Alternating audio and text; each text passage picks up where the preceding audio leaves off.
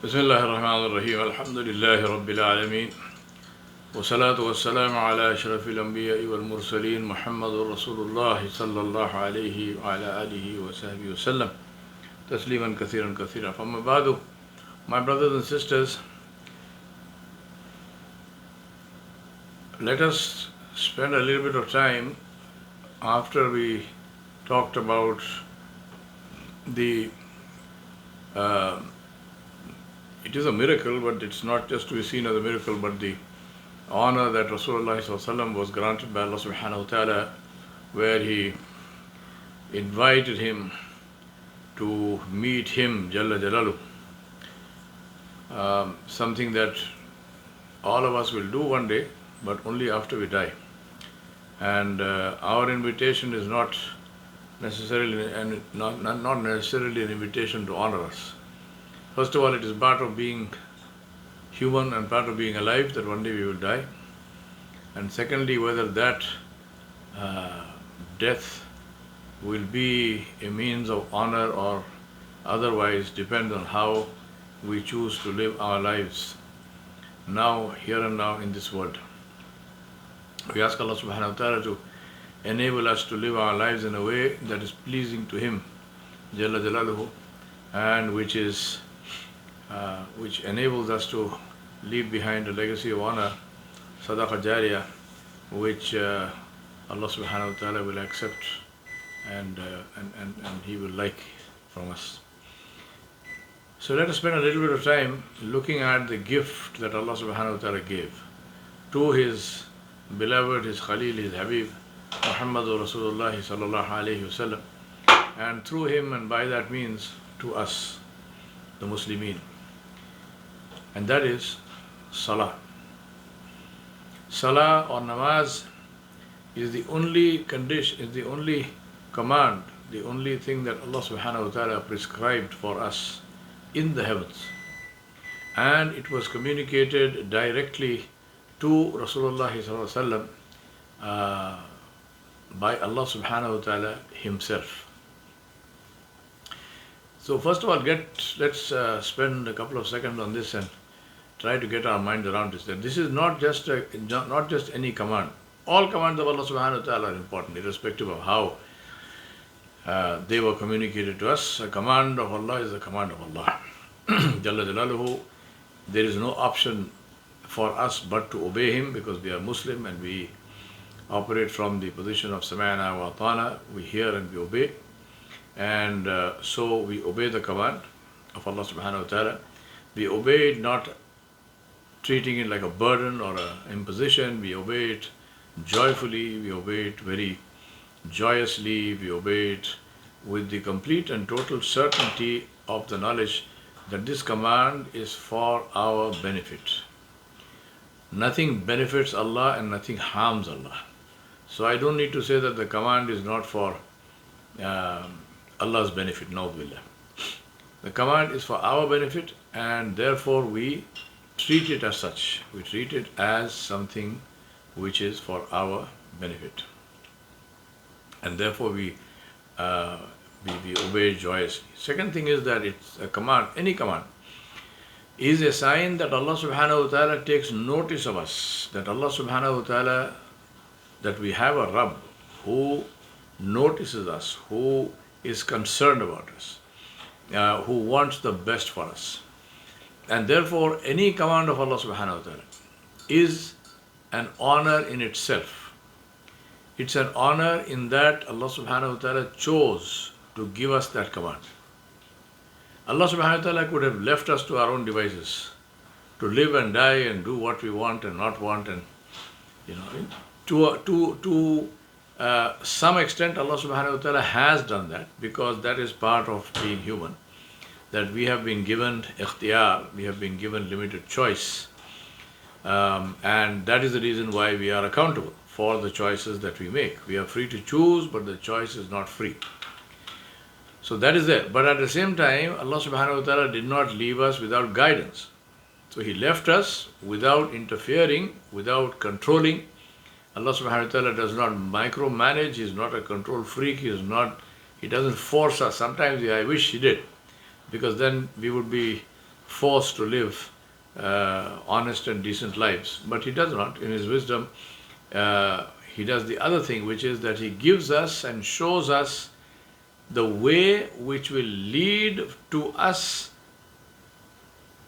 living honest and decent lives and creating a society which is honest and decent and compassionate, and a society which is good for everyone. So Allah subhanahu wa ta'ala has shown us that way. But Allah subhanahu wa ta'ala has left us with the will to follow that way or not. Right? So I don't want to say Allah respects us, because this is not the relationship of the Khaliq and Makhluq, but you can see it in that context also, that you and I are not forced to do something. We have been shown the way, and Allah subhanahu wa ta'ala has left us to choose or not to choose. قُلِ الْحَقُّ مِنْ رَبِّكُمْ فَمَنْ شَاءَ فَلْيُؤْمِنْ وَمَنْ شَاءَ فَلْيَكْفُرْ. Allah subhanahu wa ta'ala said, say, your Rabb is the Haqq. He is Al-Haqq. He is the truth. But this is not forced on you. If you want to accept it, accept it. If you want to reject it, reject it. We understand two things from this. First, that our acceptance and rejection does not change the reality, does not change the truth. And second one is that we have been given this choice.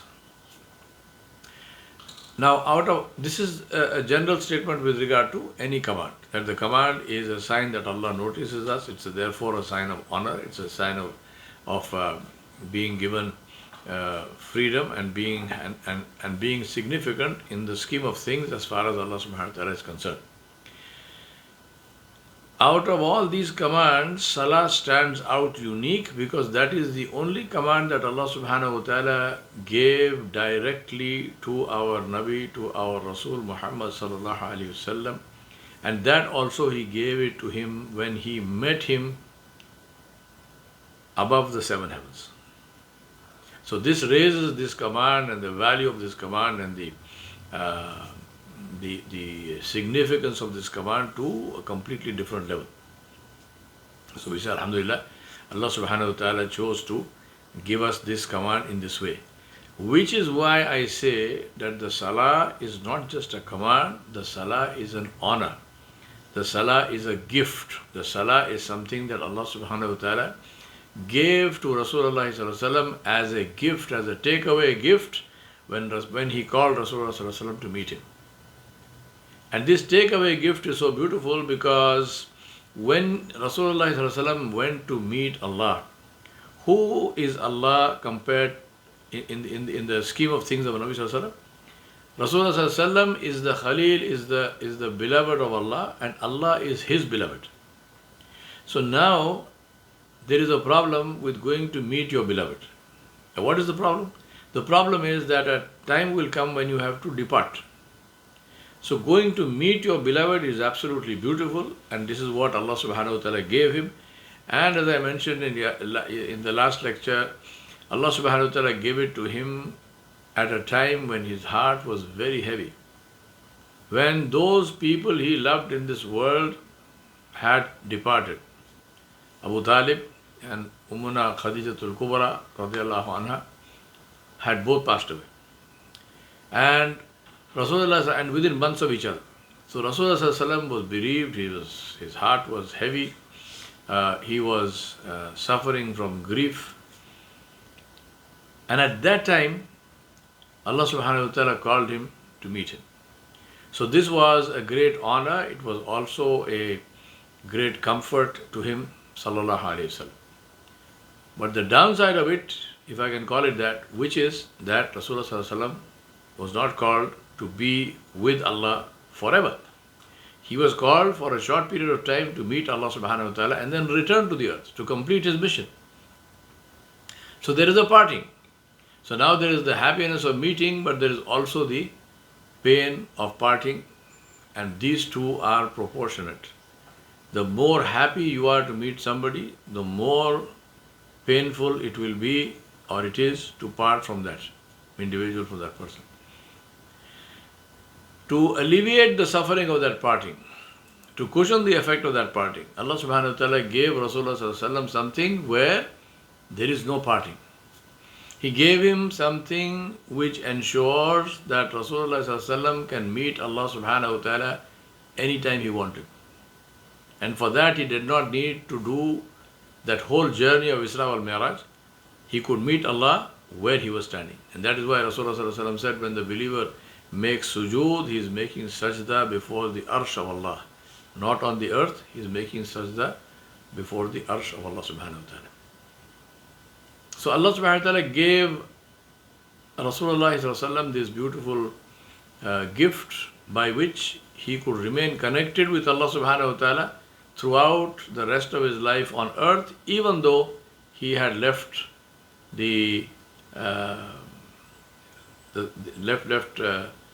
where he was meeting Allah subhanahu wa ta'ala above the seven heavens and returned home. This gift was given to him. And what was more, Allah subhanahu wa ta'ala gave this same gift and the same power to meet him anytime the individual wanted to the whole ummah of Muhammad sallallahu alaihi wasallam. So the gift was not for Rasulullah sallallahu alaihi wasallam alone, but it was for everybody, the whole ummah of Muhammad sallallahu alaihi wasallam. So therefore, salah is not a burden. Salah must not even be seen as a responsibility. It is, but it must not be seen simply as a responsibility. I have this responsibility, I have done it, I am done with it, and I am going home. Now my job is over. No. Salah, salah must be seen and accepted for what it is, and that is as the most beautiful, as the most significant, as the most powerful gift that Allah subhanahu wa ta'ala gave to the followers of Muhammadur Rasulullah sallallahu alaihi wasallam. That is what salah is. It's the most beautiful gift. It is the most wonderful thing that we can possibly imagine. That we can come into the presence of Allah subhanahu wa ta'ala at will. 5 times a day, obligatory, but any time of the day or night. We make wudu and we stand and we say Allahu Akbar, and we have gone. We have left this world and we are now in another dimension where we are standing before Allah subhanahu wa ta'ala in His presence. This is what salah is supposed to do. It is supposed to transport you and me from this dimension of life into another dimension of life before Allah subhanahu wa ta'ala. Sayyidina Ali bin Abi Talib radiallahu anhu was wounded. He took an arrow in his thigh, and the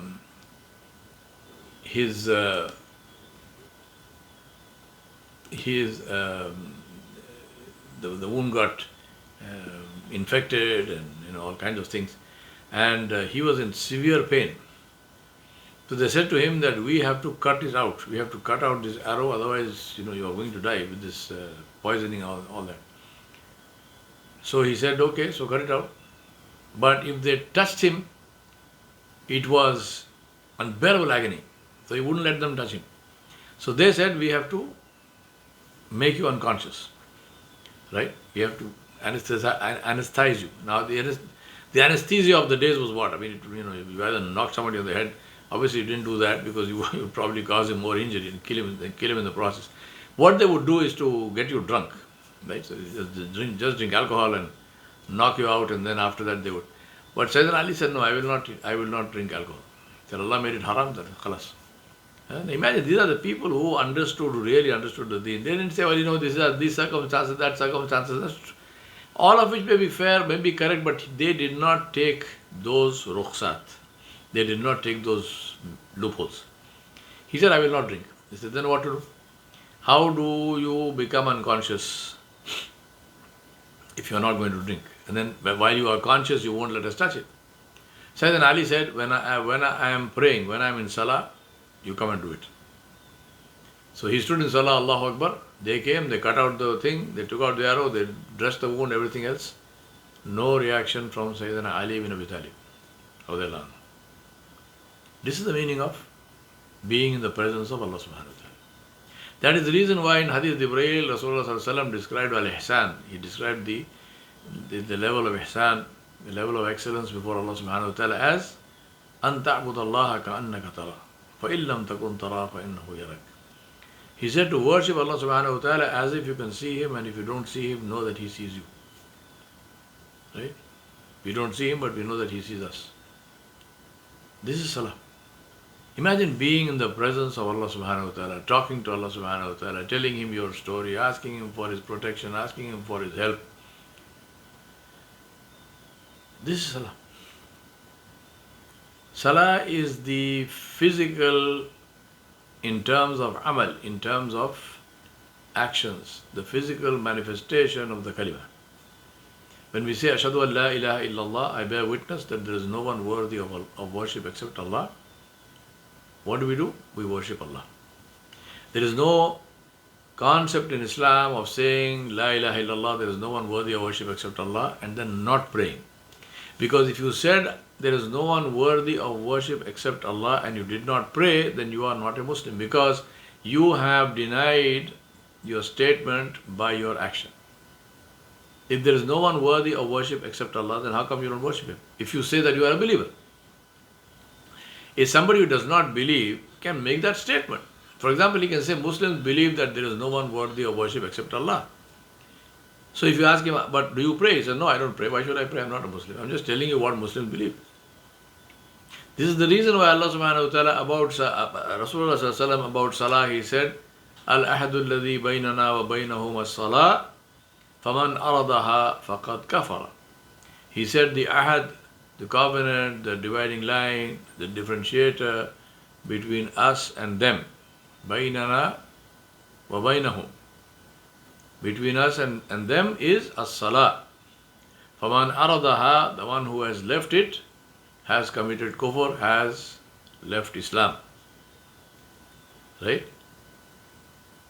Now this is the thing for us to understand, that salah is so critically important. The Sahaba, the companions of Rasulullah, the one thing on which all of them were agreed upon was this concept and this ruling, as in this hadith, that the one who leaves salah has left Islam. Salah was so important that even the munafiqin prayed all the salat. Even though their prayer was false, they were just pretending. But they remembered that even that pretension was important. If you wanted to be counted as a Muslim, you prayed. There was no concept of a Muslim who did not pray. A non-practicing Muslim is a non-Muslim. Right? Please understand this. In Islam, there is no such thing as a non-practicing Muslim. NPM. There is no such thing as a non-practicing Muslim. A non-practicing Muslim is not a Muslim. See the case of Musa alayhi salam. When he was given nubuwwat, what did Allah subhanahu wa ta'ala say to him? Innani ana Allahu la ilaha illa ana fa'budni wa aqimi as-salata li dhikri. Allah said, verily I am Allah. There is no one worthy of worship except me. So worship me and establish salah. Allah subhanahu wa ta'ala told us in Surah Al-Muddathir what happens to people who do not pray. This is the Quran. There is no evidence that is stronger than this. مَا سَلَكَكُمْ فِي سَقَرٍ قَالُوا لَمْ نَكُ مِنَ الْمُصَلِّينَ. The people who will be thrown into the hellfire, they will be asked by the malaika, by the angels and by other people there, what happened? How come you are in this situation? What caused you to enter Jahannam? مَا سَلَكَكُمْ فِي سَقَرٍ. What caused you to enter the hellfire? And they say, لَمْ نَكُ قَالُوا لَمْ نَكُ مِنَ الْمُصَلِّينَ. They will say, we were not of those who used to establish their salah, who used to pray. We were not among those who used to establish salah. Isra al-Miraj also shows us the importance of the Holy Land. This land was always under the custodianship of the prophets.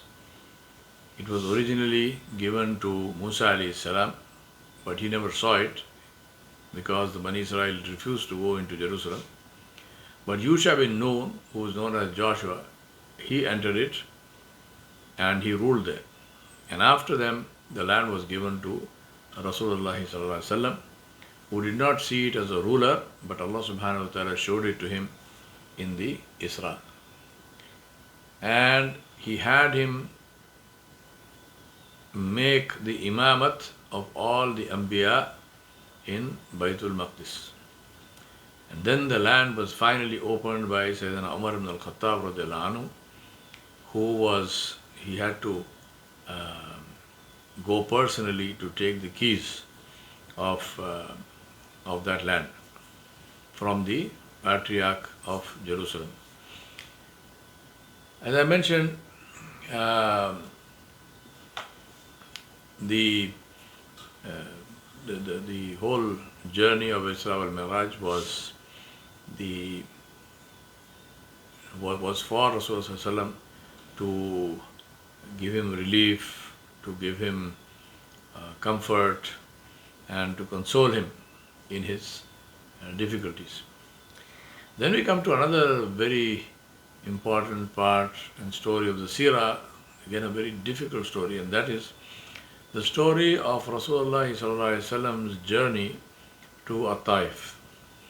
Now if you go to Taif even today, Taif is in the middle of hills. There's a very windy road that takes you up from Makkah to Taif.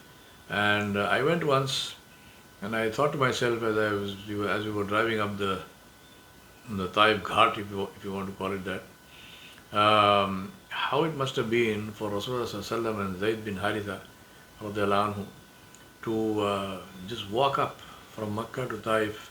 They walked. From the Sirah, I don't know whether they had any, I know that they weren't riding horses or camels or mules or anything, because that would have been mentioned. So they were walking, maybe they had a pack animal, I don't know. But they were walking and just the two of them. Imagine those days, imagine the kind of dangers, imagine the kind of situation, and imagine the toughness of Rasulullah. And of course, obviously, Zayd bin Haritha radiallahu anhu as well. Imagine their toughness, how strong they were, how tough they were, and the commitment, the total commitment of Rasulullah to his message. Now he went to Taif because the Banu Thaqif of Taif were people who were the other, in that Hijaz area, there were two groups of people or two tribes who were hugely respected because they were connected with religious symbols. One was the Quraysh, and in the Quraysh, the Banu Hashim, the Banu Muttalib, because they were the people who were the custodians of the Kaaba. They used to feed and give water to the pilgrims and so on. So they were within quotes, the sort of high priests of the temple, which was of the Kaaba, which had been expropriated and was being misused as a temple. It was the house of Allah subhanahu wa ta'ala, built by Ibrahim alayhi salam for the establishment of Salah and Tawheed and worship of Allah alone. But over the centuries they had filled it with idols, and the Quraysh were the tribe which took care of that. Similarly, in Taif was a tribe called Banu Thaqif, and in Taif there was also a temple in which they used to worship some idol. So these Banu Thaqif were the tribe. So they also had an exalted status in Al-Hijaz. Banu Thaqif had three chiefs, three brothers who were co-chiefs or co-rulers of this tribe of Banu Thaqif.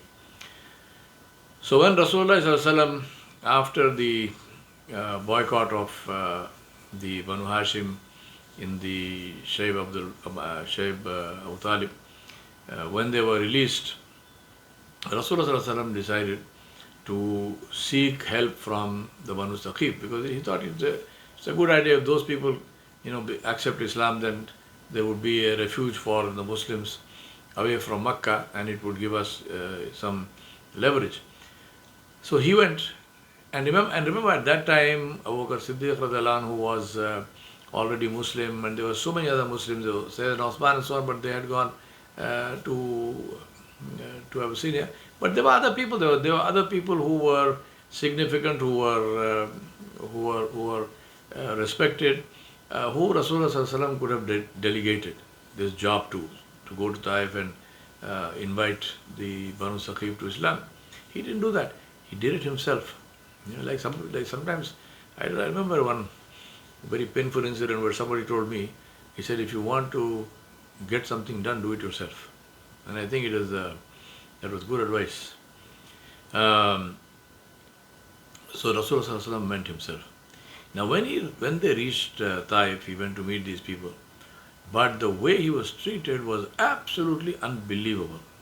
Among the Arabs, to this day, but those days of course it was even more, there were certain rules and certain customs which transcended all boundaries. And one of those customs was the treatment of guests.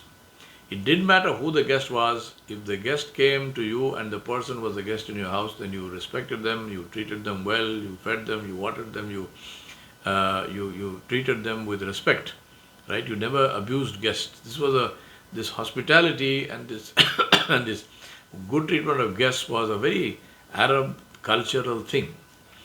But the Banu Saqif ill-treated and mistreated not just any guest, they mistreated one of the greatest leaders of the Quraysh from their top nobility. It is not known, not understood in those terms, but if I can use the word, their family. So Rasulullah was the grandson of Abdul Muttalib, who they knew very well, hugely respected. And Rasulullah was from Banu Hashim, Banu Muttalib. He was not just any person. They knew him very well. He was from Quraysh. They knew him very well. They knew his genealogy. They knew where he came from. They knew all of this, yet they treated him in an absolutely horrible way. So one of them said, I will tear apart the kiswa of the Kaaba, the covering of the Kaaba, if Allah sent you as a prophet. So he denied him. He said, you cannot be a prophet. And if that is the truth, then I will tear apart the Kaaba. The second, the cover of the Kaaba. The second one said, couldn't Allah find somebody better than you to send as a prophet? I mean, this is a direct insult to the face. The third one said, I will not talk to you. Because if you are in fact the prophet, then I am not qualified to talk to you. And if you are a liar, then why should I talk to you? Right? So this is all playing games and so on, and they literally rejected him, and they did that in a very abusive way. Rasulullah, again, he behaved in his usual way of dignity, and he said, look, if you don't want to accept my message, and you cannot accept my message, then keep this conversation private. Don't make it public. They refused. Instead of that, they made him leave their house, and as he was going, and some of the Mufassirin have said, they have measured the distance, they said about a distance of almost 3 miles. They got their slaves and street urchins and so on to shout abuse at Rasulullah and to throw rocks, physically injuring Rasulullah and Zayd bin Haritha. Zayd bin Haritha tried to shield Rasulullah from these rocks and so on, but they're coming from all over. So obviously he couldn't do that. So they tried to escape, they tried to run. Rasulullah was injured so badly that both of them were injured, but Rasulullah was injured so badly that his blood was flowing, and his shoes got filled with his blood and they stuck to his feet. Now imagine how painful and that must have been physically and emotionally, and what a terrible situation to be in. Absolutely unbelievably terrible situation to be in. We will end this session at this point because it is a very significant event, and I don't want to hurry through it. We'll talk about this inshallah when we when we look at uh, this next episode inshallah. We ask Allah subhanahu wa ta'ala to help us to do that which is pleasing to him and save us from that which is not. وصلى الله على نبي الكريم وعلى آله وصحبه أجمعين برحمتك يا أرحم الراحمين والحمد لله رب العالمين.